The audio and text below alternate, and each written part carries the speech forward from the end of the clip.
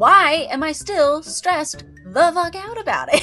Because as an achiever, we're addicted to more. I love the idea of financial freedom. Investing is how we grow the money that we made and how we protect our wealth. The path to riches, and the path to financial freedom.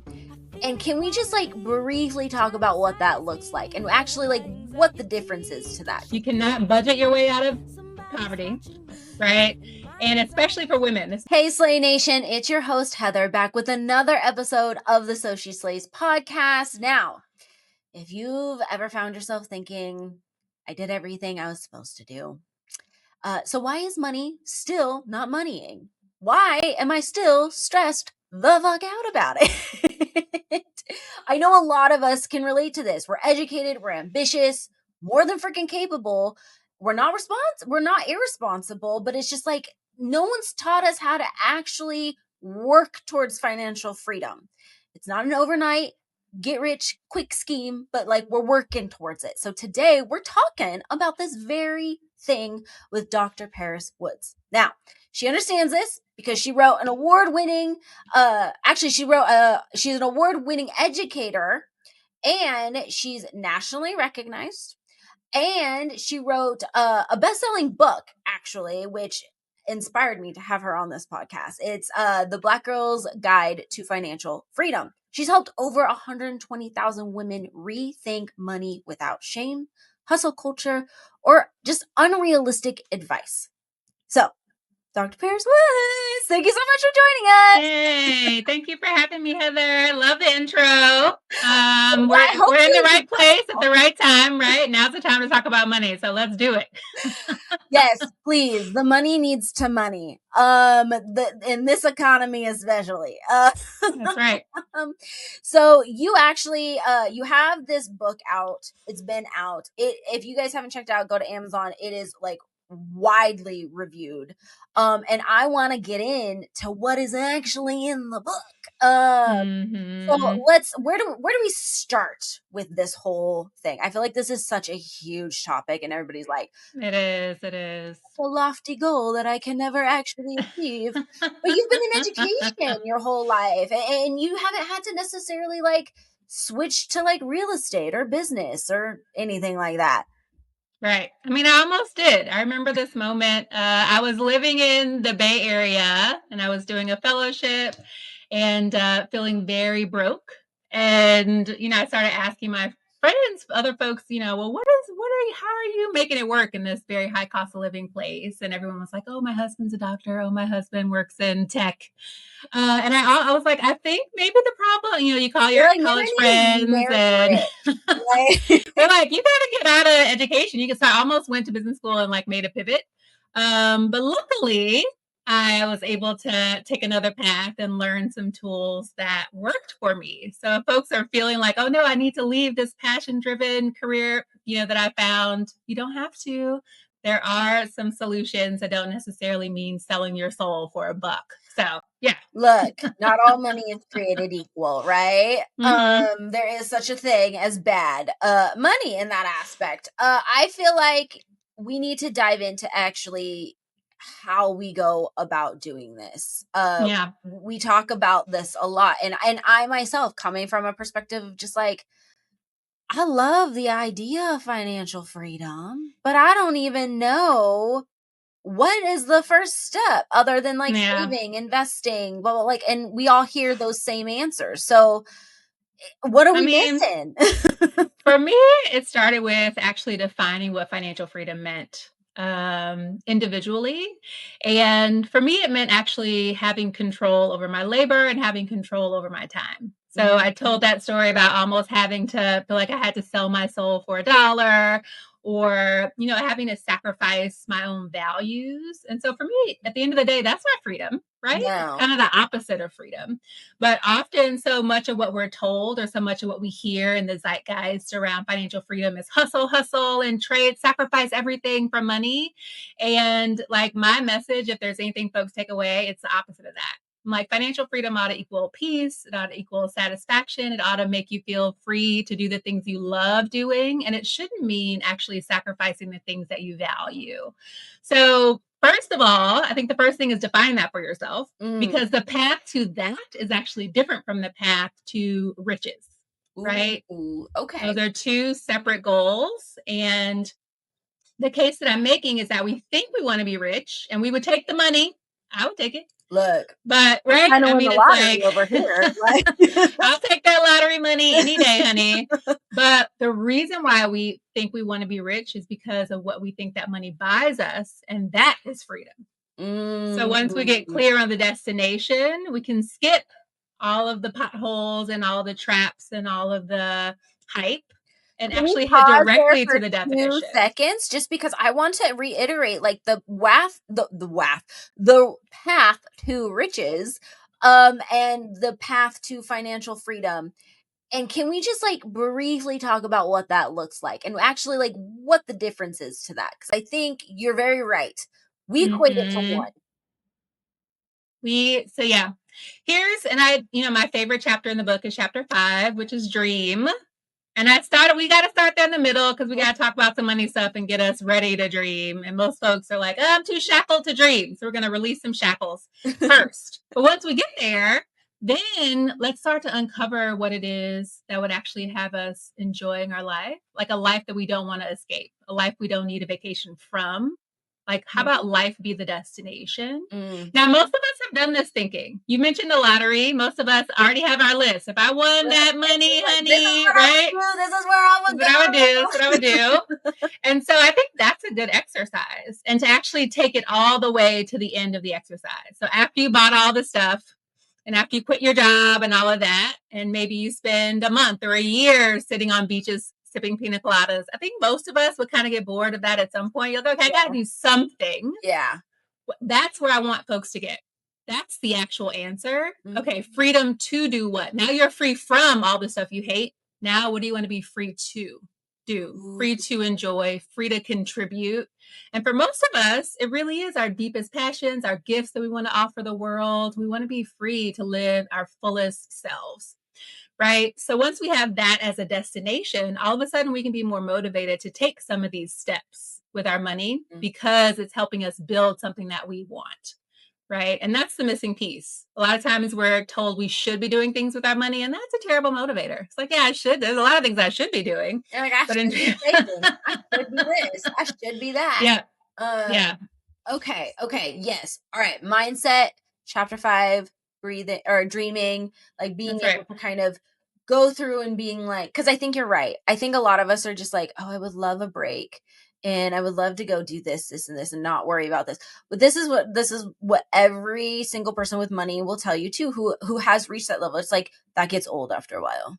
It does. And a lot of the folks, in the book, I talk about financial independence, which is having enough money invested that you don't need to work. And so there's a whole movement of people who have gone down this path. And the number one roadblock folks make once they hit the number and they can retire is wanting to go back to work. All of a sudden they're too free and there's no purpose and there's no mission to what they're doing. Yeah. So most of us aren't ready to hear that. I'm just warning you that that's what happens if you don't do this dreaming work first and you do get the money, then you'll be right back where you started.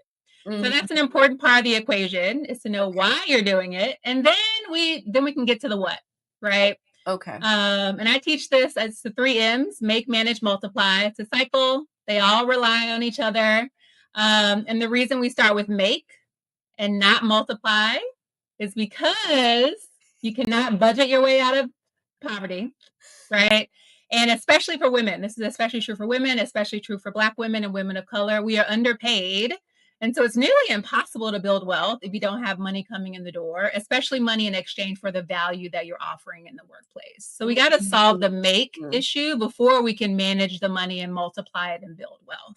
So that's where the equation starts. And I think that's the piece so many of the folks talking about money, saving, and investing aren't talking about the making piece. I agree. And I will say too, I know definitely from myself, and I think this is an awakening I've had a little like recently too, where I'm like, you know what? I'm really good at what I do, and I definitely don't see the reflection in my paycheck. Like, what is this? So it's definitely a situation for I think a lot of people, or it is that make situation. It is like, well, then how do I go and make the more money? And like, especially, I know there's gonna be people listening and be like, Heather, in this economy, what? So, can we take 2 seconds to talk to those people about this Yeah. section Let's first? let's start there. And this was the like light bulb moment I had. I was on my debt-free journey and I was like, I will do whatever it takes to get out of debt. So then I started doing the side hustles and I'm like, I got an extra gig. I got stuff on the weekends. I got stuff at night. I'm waking up early. And so I was exhausted, right? Burning the candle at both ends.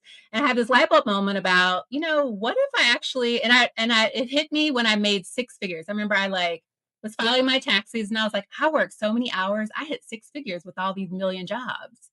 And I thought, this would be so much easier if I just made six figures from one job instead of seven. Right. Right. And so that was the part of the wake up call was like, okay, I should actually make more job. I should trade every hour of my time for more money. I wasn't Mhm. charging enough for my time. And then it's one thing to know you should be doing that. It's another thing to realize it's possible. I ran into a girl. I was like we are like at some sort of like financial workshop. And the guy was talking about Roth IRAs. And at the time, I think if you made over 130, now it's 160 or so, you start to you can make too much money to invest directly in a Roth. Yes. And so one of the girls in the room who I knew did the exact same kind of work I did was like, oh man, I can't do a Roth this year. And I remember thinking, what? How much money are you making? Because I know we do the same kind of work. And that was the real afterward I was like, so tell me more about how much you get paid. Like what are these jobs? Like how I'm clearly not doing the right thing. I'm doing a lot of work and I'm doing excellent work, but I'm not being paid. And you are. That let me know that it is possible. And for so many of us, we don't know what's possible because we don't know how much other people are making, or we've never met somebody who made this much. So it's helpful to know that actually, oftentimes the skills that you have are more valuable. You just got to go to the place that values those skills and can afford to pay you your worth. Yes. Yes. Key point right there. Key point. So that changed everything for me. And I was like, I went from my 75K job to a 150K job. Like the next job, I was like, nope, I'm going to do the exact same job. I'm going to find an organization that can afford to pay me what I'm worth. Period. Yes. Yes. I'm so glad you're saying this right now because it's just like speaking to my soul. So it's definitely there, and I think for people, what I'm going to tell you in this caveat right here is you have to spend the time to go through, and this is, I don't normally do this, but I'm going to say go listen to one of our other Social Slays podcasts. I'm going to actually put it in our show notes. It's called God, we did it with the six figure chick on Instagram and TikTok, and she gave really sound advice to find out what your skills are, what the job titles are to make said figures with your skills. Go there. She literally, it's all right there. It's like a nice little step by step. You can use ChatGPT. It'll help you out. Go do it. Okay. I don't normally deviate from a different guest like that, but that will help. I guarantee you. I did it myself and I was like, well, damn. Mm-hmm. So, okay. Reverting back to this subject. So definitely the making portion. Got Now, to. management, correct? Right. So once you have more money, everything else becomes easier. So that's why we have to take care of that, because if we don't Right? talk about making money, what are we talking about? The manage part. So the biggest mistake that I see here is folks like saying, I need more discipline. I just need to work harder. I need to track every single dollar and every single penny and become a spreadsheet person and do it. And I can tell you, as someone who's incredibly smart and not a spreadsheet person and who's been a CEO, is actually there's a different mindset when you become the boss and not the worker in your financial life, right? And it's all about systems and automations. So Mhm. this is my recommendation to folks who are saying, I need more discipline in order to manage money more. I need more to save more, et cetera, et cetera. You don't need more discipline. You need more systems and automations in your life. What's your goal? start with the goal and then figure out what's one thing I can automate today to make it easier to hit that goal. And it might be as simple as saying, I'm going to take 10% of my paycheck in my direct deposit it into a savings account at another bank. Just have automate it, get it out of my awareness, out of my control. That Yeah. money's just over there, right? So that's a simple automation any of us could do today. Mm-hmm. And there are a series of those that we talk about just to make it easier. So we got to start to automate our goals, automate the management, and automate the investing. So the final piece, after we have made more money, we've got it going toward the things that we value, we're saving, we have our emergency fund set up. You know, there are some steps in here when it comes to the money management piece. Then we're ready to invest.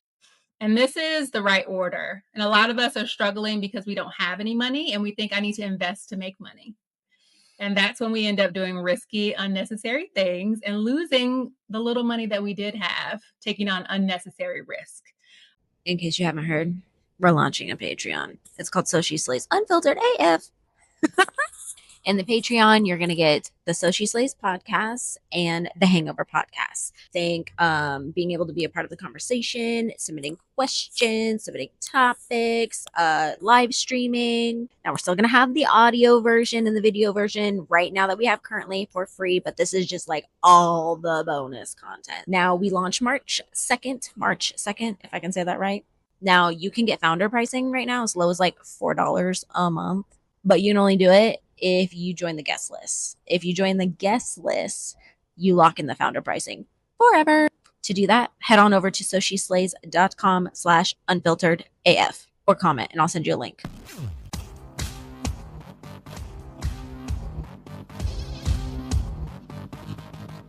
So I hope women are hearing me and hearing that investing is not how we make money.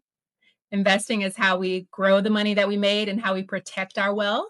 It's a different strategy from making. Making, we got to trade our skills and continue to trade up and charge more, increase our value in the marketplace. Whether that's working for other folks, which for most of my career I have done, or whether that's working for yourself, running a business, etc. Like you need to be able to earn the value for your time. And then once you bring that money in, what we do with it is so incredibly important. Yes, absolutely. I think that's where people get really lost is like, okay, there's some people who are like, I'm not making the money, but again, I'm going to go invest it or I need to make money via X, Y, and Z. But then you also have the people who are like, I'm making the money, but I'm not managing it and it's going everywhere. Like, I am always broke. And I'm like, but are you? But are you though? Because like you're making more money than a lot of other people. That's right. Money is hard to make. It's easy to spend. Oof, ain't that the truth? Oh my goodness. And no matter how much you make, and as much money as I've made, I have friends who've made more, and I see how easy it is to spend, right? So it's not going to be in the spending. It has to be, and we've heard that term, pay yourself first. That's the only way. So you got to set your goal, set your savings target, set your investing target, take that off the top, make it automatic, and literally put it at another bank. Like, I'm not even joking. Like, this is not a savings account where your checking account is. Like, it needs to go away. You need because to you're going to spend whatever you can see, you're going to spend it. And yeah, I'm like, spend it good, girl. Yeah. You need to not see it. That's right. And I will say that if you are an avid So She Slays listener and you've been listening to a lot of our different podcasts, automation has been the key driving through line through this entire, like every single discussion I've had about money when it comes to building wealth, financial freedom, whatever it is that you're trying to do when it comes to money, automation has been the thing. It has been the top thing that everybody has talked about. I'm like, it's so smart. And we have so many tools, so many free tools available to us. And the more money you make, the more you start to realize that the most valuable thing you have is your time. And so you start to become very ruthless about what you're going to spend your time doing. Exactly. So automation and outsourcing are the two keys for all my future CEOs, women who are like, all right, I'm ready to take on this leadership and get this money. I want you to hear me when I say we're not doing more work. We're being smarter with our time when we get there. Yes, absolutely. Can we spend a few seconds talking about the mindset of like the CEO of your life and building out these systems and all that kind of stuff. Because I think what I have become aware of is not everybody is inclined to system building. And they're like, I don't even know what the heck that is. I don't even know where to start. So let's talk about that for a Mhm. second. Yeah. I mean, part of it, we have like a limited amount of mental energy. You Right. start the day with so much mental energy, and every little choice you make depletes, depletes, depletes. Mm-hmm. Right. And so this is like the science behind discipline that actually, like, it's scientifically proven that willpower depletes. Yeah. It renews each day. You get a little more willpower. It depletes. And so with that limited willpower, with that limited mental energy that you have, you want to spend it on the highest value tasks possible. So if you were a CEO and I were coaching you, and I only work with CEOs for my coaching, this is the kind of conversation that we have. So what are the things that are most important that only you can do, that you actually enjoy doing, that are using your gifts and your genius and your talent? That's your highest value skills. Those are the things you carve out time to do. Everything else has got to come off one way or another, right? Mm-hmm. And so it could be as small as like doing dishes. It could be as small as planning meals, especially women, because we're talking about women here. Yeah. Women CEOs, ma'am, you are not cooking every day and you're not doing laundry. No, no, no, no, no, no. Right. No, And so, I don't even know. no, No. we're not doing that. I like looked at my face. I was like, I don't even know. It's not even possible. But this is what we as women, this is what we've been trained, that we're as valuable as our labor. And that something's going to be wrong with me if I hired a house cleaner, or something's going to be wrong with me if I got some help or hired an assistant, all the things. And so this is what folks have got to be ready for. So after you get over the hump of earning more money, now you're making six figures. We're not doing the same tasks that you were doing when you were not, right? So there's a shift. There's a mindset shift about how we spend our time and how we value our time once we start making more. Yeah, for sure. Yeah. Okay. I would love to kind of talk about, like, we're already in this high achieving, I guess, topic area, right? And a lot of us who are high achievers, we're definitely capable, but we have so much stress about money in general. Um, how can we start addressing this? How can we, like, Hmm. why, also too, why is it the high achieving women? I feel like everybody stresses about money, but I feel like the high achieving women, that pressure is stacked when it Yes. comes to this. And we put it on ourselves because we're perfectionists. The biggest shift I think all of us need to make around money, specifically the high achievers, is learning the difference between more and enough. Mm. Because as an achiever, we're addicted to more. We're addicted to Ooh. perfection, right? And so when it comes to money, perfection equates to more. I need to make even more money than I made. I hit my goal. I need more money. I need to do it faster. I need to do it quicker. I need to hit. I love this is like the most outlandish example, but I'm talking to my high achievers. I have a really good friend who has a goal to become a billionaire. This is a guy, Okay. right? He has a goal to become a billionaire. He has millions of dollars. He works morning till night. He doesn't even have his apartment is not furnished. Like, where are your towels? Where are you eating vegetables? Like Are you right, there's drinking whole water? Like, it's like you have traded all of life for this financial goal. So that's like the most extreme version. And maybe he'll hit it. And maybe that will be the satisfaction. But I'm like, let's go on some vacations in the meantime for the milestones or something. But for me, because we're talking about freedom here, we're talking about freedom. Real freedom comes once you define enough for yourself. And part of the exercise of that is like, okay, once we get clear on what we want life to look like, then we can start putting some numbers to it. And oftentimes those numbers are much more reasonable than if we were just throwing out numbers out of the blue. So if I mm, asked the average, I remember asking folks when I was writing this book, so how much money would you need a month to be comfortable? And one girl was like, oh, I think I'd need $80,000 a month. And to it's be like I see where you're headed. I see where you're headed. Yeah, 80, that's about a million. Yep, I hear where you're going. But on what? Like, why? And so we sort of, and in the back of her, how much? She didn't know the why. She was like, yeah, it's just the number. That's what would make me feel comfortable with enough.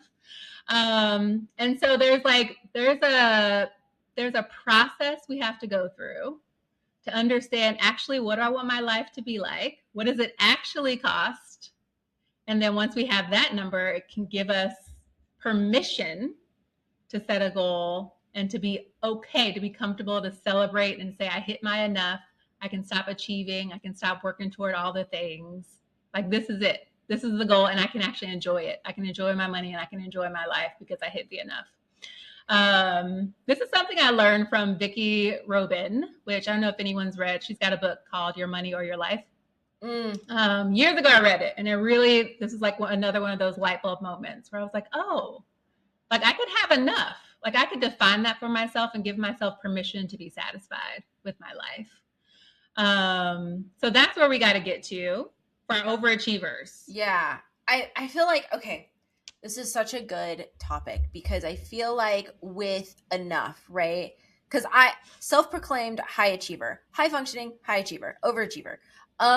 So you're speaking to me when it's like perfection and more. And I've even had I had one of my nearest and dearest friends, like we were talking about life in general. And she was like, Heather, I feel like you're just never going to be satisfied. Because it's you hit one goal and then you're like, well, let's see if we can, like, what if we just move this bar? It's always more. It's annoying. As you become more self-aware and learn about yourself, you're just like, what am I doing? But with this enough story, my natural inclination is kind of like, well, it's enough, but like, what you want a little more so that you could do this, this, right? Yeah. So I think it's like, it's not, I think too, high functioning, overachieving, we tend to be all or nothing. That is not necessarily the case because I myself just had to check and be like, okay, well, but it's enough for now. But like, what if I want, okay, we're saying for now, like, yeah, for now. But the next question as you do that equation is like, why? Yeah. You want more for what reason? Is it coming from external or is it something like an internal thing? Like this is back to that dream that you set and back to the vision. Is it more because someone externally would expect this of me, or is it actually helping me achieve the goals that I set for myself and the life that I want to live? Yeah.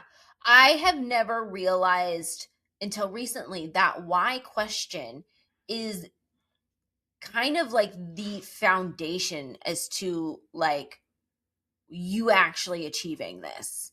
That why is so incredibly important. And I want to explore that just a little bit more. Maybe we can pose some questions or talk people through their whys or even some of your whys. And try and figure out I want to be able to give people a little bit of something to ask themselves so they can start their why journey, because I think the same thing is, I almost want to say, like, do you think the why comes before the making? It can. Depends on what you got going on. Sometimes we're in a place where I can't even think clearly because I'm struggling financially and we need to make some more money so that I can have the space to dream. To figure out the why. I mean, the why. So what happened for me, I was in a program for philanthropists and we had to create a 20-year vision. And this was so challenging for me, especially because I lost both of my parents early. They both died from cancer in their early 50s. And so the 20-year mark would have put me past when they had both passed away. And I was like, I can't even like sit in myself being older than I got to experience my own parents. So that 20-year, it took on something, a special, very special meaning for me. It took me a while to get there, to even be able to sit down and do it. And so once I did, what came out of that was so meaningful to me. And at the time, there was no book. And in the vision, I've written a book. I've written this book that's had such an impact on my community, and some other things were in there. I had a husband and all this stuff. And once I saw that, I was like, what is this book about? Like, what? It's interesting that this book, is in there. And of course, the achiever in me is like, well, I'm not going to write it in 20 years. I'm going to write it now. What's the book? Clearly, it's so important to myself, right? So that was part of where this book came from. And, so now I think we're in year 4. I'm putting out the student adaptation. So the Student's Guide to Financial Freedom is going to come out this year. But, part of it was like, okay, what is the impact that I want this book to have? Like, what's the vision? And, then I've been on this career journey. I put the book out and I didn't know what I was going to do. I was just like, I said, I'd written a book. I wrote the book. I'm going to keep going with my career. I'd even, traded up. I was sort of doing national work and earning like a multi 6-figure salary. I was at around 250 or so. And, I had to return to my own why, because you sort of get on the treadmill of achievement and you're like, well, if I can make 250, maybe I can make Oh, 500. Maybe I could, maybe I could, if I could be the CPO, maybe I could be the CEO. Yep. Just like create, it's like, well, of course, we'll keep going. Our brain will keep going. And so I had to have this moment. I'm so grateful to be surrounded by supportive women, and I have coaches, and I have all these people in my life who speak to me and help remind me, like, what do I value? What is important to me? And it gave me an opportunity to pause and say, okay, in this season, like, what am I standing for? What's important to me? My entire 20-year career has been dedicated to helping young people achieve their dreams. High school and college age young people are who my career has been dedicated to. I have the vision for the book. I'm going to put out the book. And I decided it was time to go in full time on financial literacy. And I left that crazy job. And I remember, I am married. I talked to my husband about all the things, and he's like, most people would never leave a job like that. Like, they would never, there's no reason you would ever leave. And for me, I had to say, actually, like, what is my life about? First of all, do I have enough money? Yes. I don't need that check. Like, I'm good. And so then what do I want my life to be about? And it's not about making more money. It's about making more impact and impacting this next generation more directly. And so that's, to an example. It's a little extreme. We're like living in extremes in this podcast, and hopefully that's helpful. But it's like, at some point, like, this was the enough point to me. I was like, there are so many things about my life that I love. And I love, I'm moving back to New Orleans, which is my favorite city. And I have a house there. We'll turn this house into a rental, et cetera. So the money ought to be an enabler. The money is not the goal. This is the thing we have to keep coming back to. The money is not the goal. The money is the enabler. It is the tool to get you to the goal, to make possible what you want to experience in your life. And once you're experiencing it, pause and celebrate that, and give yourself permission to enjoy it and not be stuck on, well, I need more money though. For what? What's the why? Yeah. So that's just a very tangible example of that. Yeah. Oh, goodness. Okay.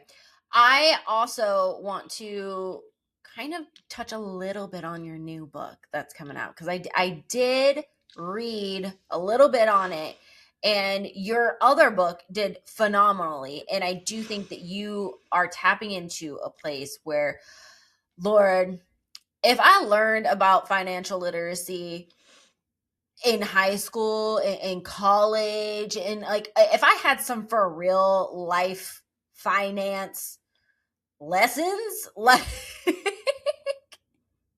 feel like we might have taken different paths, or at least paths of not as much resistance, we'll say. So let's talk about this new book, and who is exactly for. What questions are you addressing?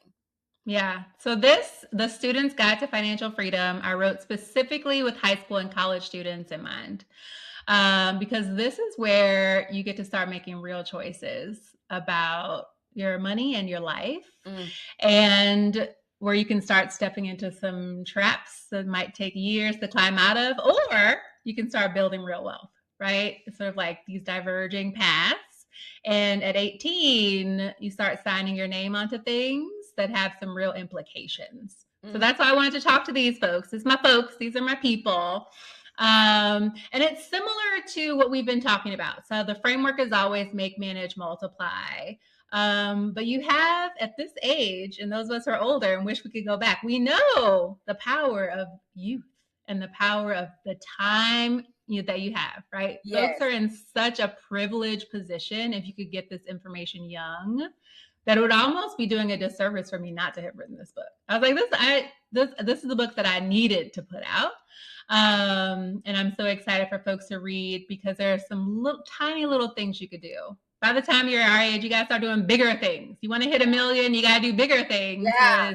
At 20, you can do some tiny little tweaks. And so I sort of combine that. So we've got like the basics, the wisdom of money management, the things we should be doing, but we can align it with this dreaming and visioning phase, especially as you're getting ready to step into life. Like, what is your career goal? What do you want for your life? Like, all of that can be possible. And how can we now leverage money in the smallest, simplest ways to get you there and beyond? Right. Yes. And there's no reason any 15 or 20-year-old can't hit millionaire status if that's what they want to do without anything crazy, without doing crazy investments, without, you don't have to start a millionaire business. You don't have to do anything crazy, actually, because you're young and because you have the value of time if you just did a couple of smart things. And so that's what I'm wanting to accomplish. And my dream, 5-10 years from now, I would love to see a young person, many young people, 1 million young people come up to me and say, I'm financially free because I did 1 or 2 things from your book. Oh my gosh. That's the dream. That's the vision. That's the why that I'm up to right now. Yeah. I would say, okay, so when does this book come out? March 3rd. March 3rd. Oh my goodness. I would say it's prime graduation present, right? Hey, yeah. It's prime graduation present. To speak to this, and we'll only touch on this a little bit because I want people to actually get this freaking book. As far as like, what do you see is the biggest pitfall that a lot of like the younger generation is actually like spending their money on or not really taking into account when it comes to building towards financial freedom? Yeah. I think what's unfortunate is that the way that we describe financial literacy, first of all, sounds boring and terrible. And Right. it's like, why would I want to bother? And so you cannot shame people into making smart financial choices. And I don't believe in shame at all. And even when we were talking about money management, you heard me say, set your savings goal up front, automate that so that you can spend the money on whatever you want. I don't care what you spend it on. I literally don't. And I'm going to spend my money good. I worked my butt off, right? I did these degrees, work hard, play hard. I did all this. So after I did my savings, the rest, I'm going to spend it on whatever I want to buy, whatever I want to drive, wherever I want to live. I'm going to go see Beyonce and I'm going to be on the front row, etc. Right? So we have to focus on, for young people, not telling them what not to do with their money, but telling them what is possible. How do we make more money? How does education translate into more money? How does skills translate into more money? So we got to bring more money in the door, align with what you're interested in and what your skills are. And then set up these simple automations that literally, it's like a guaranteed path to wealth, period. There's not even any caveats at this age. There is not a caveat. If you put your money, and so I just walk us through, okay, what does it mean to put away 10, 20, 30% of your money, 50% of your money at that age? Totally doable. Into a Roth IRA, into an index fund. It's like, okay, there are some very simple things you could do now. Set it and forget it. Set it and forget it, and then get busy enjoying your life. Get busy spending the money you have on what, I don't care what you spend it on. I really don't. Like, it's your money. Look, right? It is the time to do it. It is the time to do. Oh, if I learned that sooner. I'm going to have to buy this book because I have 2 nephews that are getting ready to graduate. I dedicated it to my 2 nephews. So I have those little boys in mind too, and the girls. But. Yeah, and the girls. She's further from 18 than these narnars are, so. It's a little different. But, okay, to wrap up this interview, I have a few rapid fire questions for you. So, one money rule you'll never follow.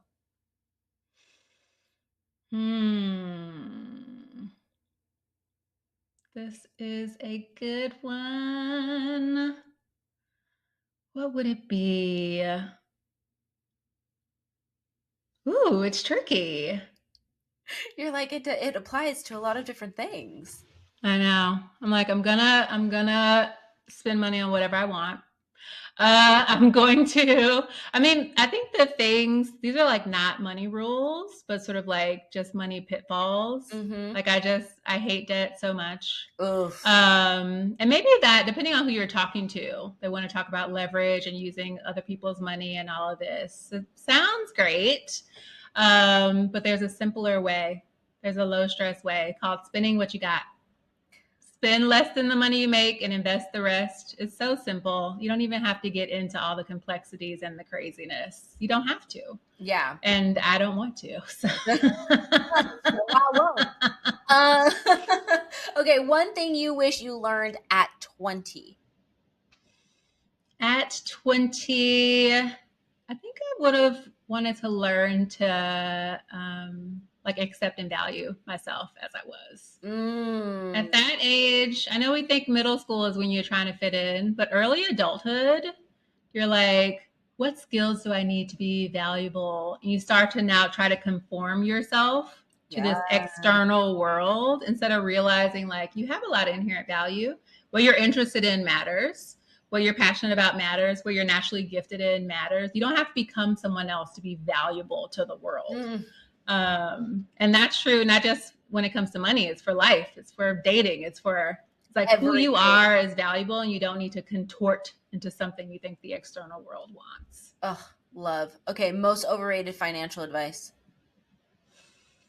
Outside of OPM, and so there are four doors to wealth. Four doors to wealth. So it's real estate, business, stocks, and intellectual property. And it's so interesting. And for those of us who are overachievers, we're like, yes, tell me all about real estate and tell me all about business and tell me Tell all me all about, the things. right? And the fact that many of us think we have to become experts in all four doors, that is a myth, right? Mm, If all you did, and the reason I only talk about one of the doors in my book is because it's the simplest way. If all you did was sort of do this like money into the index funds pathway, set it and forget it pathway, you can build wealth. And then I would say on top of that, if you want to do more, you can. Let it be based on what is interesting to you, right? It's like I own property. Buying a house is not a requirement. There's so much we could say. yeah. Buying a house is not a requirement for anything, for building wealth or any other purpose. If you like houses, if this interests you, then go deeper. Then learn more about how to now turn your interest in the real estate into investing.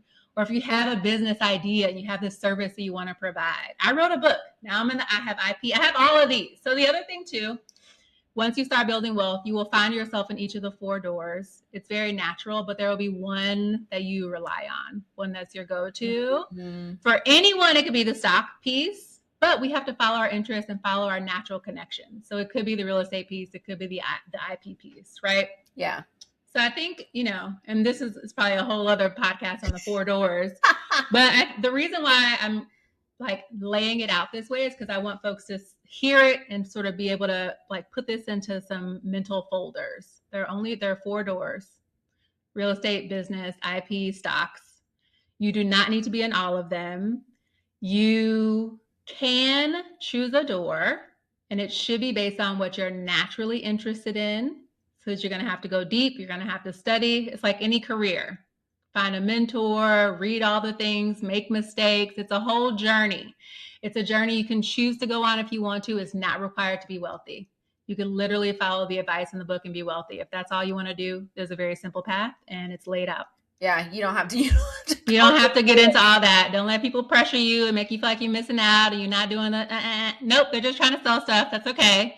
So start to recognize and realize the only things you have to do so that you can enjoy your life. It's the enough equation. What is enough to do? Anything else is just extra and it should be fun. Yeah. Oh my gosh. Okay. I would say best first investment for beginners. First of all, get your emergency fund. If you're a beginner, invest in yourself and invest in security.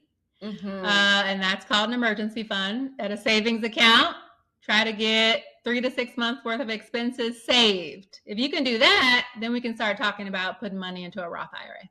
Love it.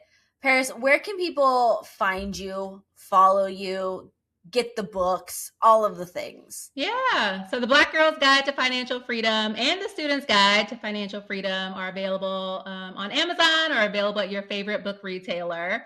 I've seen them popping up at libraries and everywhere. So go wherever you get your books and get it. Audible if you're an audiobook person. Like I got all formats for you.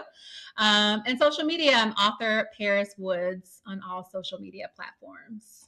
Amazing. Thank you so much for joining us. This was I think you have a true talent for taking complex ideas and making them very simple. Thank you. I think you have a true talent because it's very, I think people get very on guard when it comes to money. Money's so emotional, right? So thank you for taking the time to break it down as simple as possible.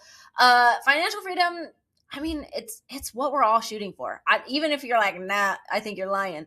I think we all are shooting for it, and hopefully today's podcast, what Paris said, you can start implementing it. Really and truly, start implementing it, because I really think that it'll do something for you. I've started implementing it myself, so I have no regrets. I'll put it that way.